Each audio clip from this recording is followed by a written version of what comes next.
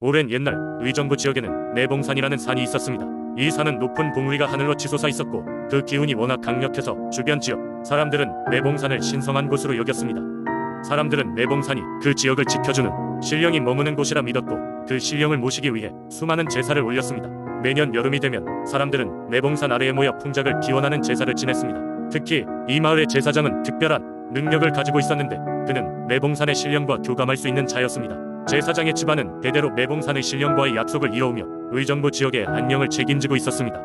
어느 해 그 지역에는 가뭄이 들기 시작했습니다.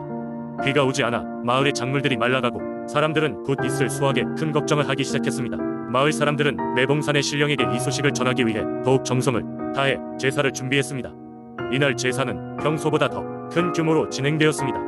마을 사람들은 정성스럽게 준비한 음식을 차려놓고 매봉산을 향해 기도를 올렸습니다. 제사가 한창 진행되던 중 제사장은 갑자기 신비로운 기운을 느꼈습니다. 그는 사람들에게 조용히 하라고 부탁한 후 매봉산 쪽으로 나아갔습니다. 그곳에서 그는 신령의 목소리를 들을 수 있었습니다. 신령은 말했습니다. 너희의 정성을 알고 있다. 내가 너희에게 필요한 비를 내려주리라. 하지만 한 가지 조건이 있다. 내년에 한 명의 아이가 태어날 것이고 그 아이는 미래의 제사장이 될 것이다. 그 아이를 잘 기르고 보호해야 한다. 제사장은 그 말을 듣고 고개를 숙였습니다. 제사가 끝난 후 마을에는 신기하게도 하늘에서 빗방울이 떨어지기 시작했습니다. 이내 하늘이 열리고 쏟아지는 비는 마을의 모든 땅을 적셨습니다. 사람들은 기뻐하면서 매봉산의 신령에게 감사의 기도를 올렸습니다.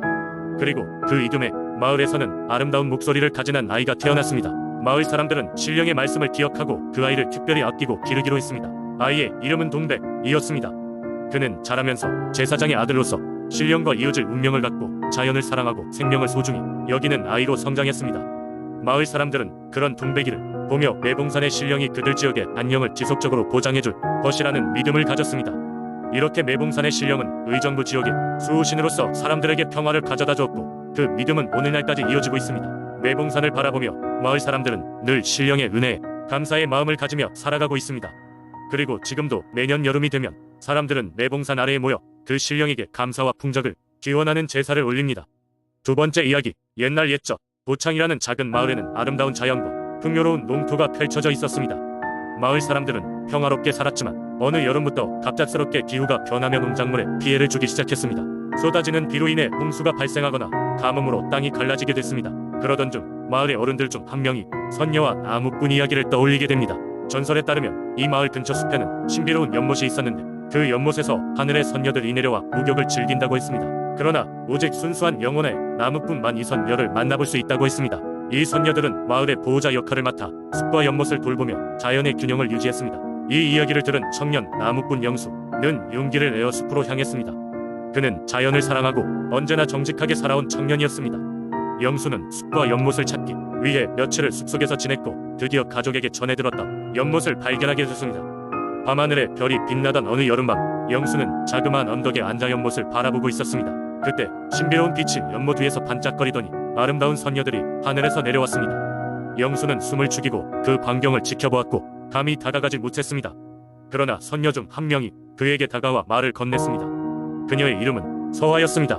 서화는 영수에게 자신들이 하늘의 사자로서 고창의 사람들이 자연을 소중히 여길 때 보호해준다고 알려주었습니다. 하지만 인간들이 욕심을 부리고 자연을 무시할 때 그들의 힘은 줄어들게 된다고 했습니다. 영수는 서화의 말을 듣고 마을 사람들이 자연을 보호하고 사랑하도록 설득하기로 마음먹었습니다. 돌아간 영수는 마을 회의를 열고 사람들에게 자신이 본 것과 선녀의 말을 전했습니다. 처음엔 믿지 않는 사람들도 있었지만 시간이 지나면서 점점 자연을 지키고 아끼려는 마음을 갖게 되었습니다. 그 후 마을 사람들은 산나물을 채취할 때도 꼭 허락을 구하고 연못 근처에는 쓰레기를 버리지 않으며 숲을 돌보기 시작했습니다. 그러자 마법처럼 마을의 기분은 점차 좋아지고 농작물도 다시 풍성해졌습니다. 마을을 뒤덮었던 불운들이 하나둘 사라지면서 고창은 다시 예전의 평화로운 모습을 되찾았습니다. 세월이 흐른 후에도 마을 사람들은 매년 봄이 되면 연못 근처에 모여 선녀들에게 감사의 제사를 지내고 후손들에게도 선녀와 나무꾼의 이야기를 전해주었습니다. 그렇게 고창 마을은 선녀들의 가호 아래 계속해서 번영할 수 있었습니다. 세 번째 이야기, 옛날 옛적 충청북도 괴산의 깊은 산속에는 한 마을이 있었습니다. 이 마을 사람들은 태백산 깊은 폭포 아래에 사는 검은 용을 신성시하며 숭배했습니다. 이 검은 용은 마을을 수호하는 영물로 세찬 폭풍우가 몰아칠 때면 항상 그들 곁에 머물러 안전을 지켜주었습니다. 마을 사람들은 매년 태양이 가장 뜨겁게 내리쬐는 여름의 한가운데서 용에게 감사의 제사를 올렸습니다. 그들은 농작물 중 가장 신선한 것들을 골라 용에게 바쳤고, 제사의 중심에는 마을의 지도자가 용을 기리는 의식을 주관했습니다. 이 의식을 통해 마을 사람들은 용과의 연결을 더욱 깊이 느끼고 용에게 그들의 소망과 기도를 전했습니다. 그런데 어느 해 마을에는 큰 시련이 닥쳤습니다. 여름이 시작되자마자 비가 내리지 않았고 곡식은 타들어갔으며 우물들은 바닥을 드러냈습니다. 사람들은 점점 더 불안에 휩싸여갔고 지쳐갔습니다. 마을의 지도자 역시 용에게 드릴 재물도 자원도 없는 상황에 처하게 됩니다. 결국 그는 가장 용감한 젊은이 진우라는 청년을 찾아갔습니다. 진우는 마을에서 가장 총명하고 용기 있는 청년이었습니다. 지도자는 진우에게 마을을 구원을 찾아달라고 부탁했습니다. 이에 진우는 흔쾌히 동의하고 바로 태백산을 향해 떠나기로 했습니다. 산에 오르면서 그는 마음속 깊은 곳에 있는 두려움을 마주했습니다. 폭포 아래에 있는 전설 속의 검은 용을 만나는 것은 쉬운 일이 아니었습니다. 누구도 그 용이 있는 곳에 다가간 적이 없었기 때문입니다. 진우는 온 산을 뒤져 마침내 폭포에 도착했습니다. 그리고 그곳에서 그는 장엄한 모습을 드러낸 검은 용을 마주하게 됩니다. 용은 커다란 몸치와 날카로운 비늘로 이루어져 있었으며 그 눈에서는 천둥 같은 기운이 뿜어져 나왔습니다. 하지만 그를 마주한 순간 진우는 두려움은 사라지고 독특한 평화를 느끼게 됩니다. 그 후 진우는 자신이 마을을 대표하여 이곳에 왔음을 용에게 설명하고 마을의 고난을 털어놓았습니다. 그러자 용은 느린 목소리로 진우에게 대답했습니다. 마을에 비를 내리게 하려면 그와 마을 사람들 모두가 함께 힘을 합쳐 산과 자연을 존중하고 보살피며 마음을 합쳐 하나의 소리를 내야 한다고 말했습니다. 진우는 이러한 용의 지혜로운 조언을 마음 속에 담고 마을로 돌아와 사람들에게 전했습니다. 마을 사람들은 진우의 이야기에 감명받았고 그들은 손을 맞잡고 함께 노래를 부르며 용과 자연에 대한 고마움을 표했습니다. 그러자 흥미롭게도 그들의 노래가 끝나자마자 비가 내리기 시작했습니다. 아주 가벼운 빗방울로 시작한 비는 점점 더 강력해지고 마침내 마을에 다시 생기를 불어넣었습니다.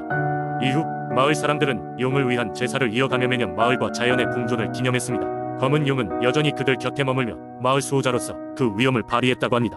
이 이야기는 지금까지도 괴산 사람들에게 전해지며 자연과 조화롭게 사는 것의 중요성을 일깨워주고 있습니다. 네 번째 이야기, 옛날에 거제도라는 아름다운 섬에 사는 사람들은 바다와 함께 생활하였습니다. 그들은 어업으로 삶을 이어갔고 바다는 그들에게 끊임없는 생명의 원천이었습니다.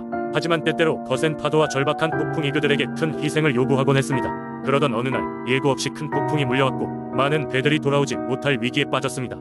섬 주민들은 이 상황을 해결하기 위해 어떤 방법이든 필요했습니다. 그때 마을의 현명한 노인이 이야기를 들려주었습니다.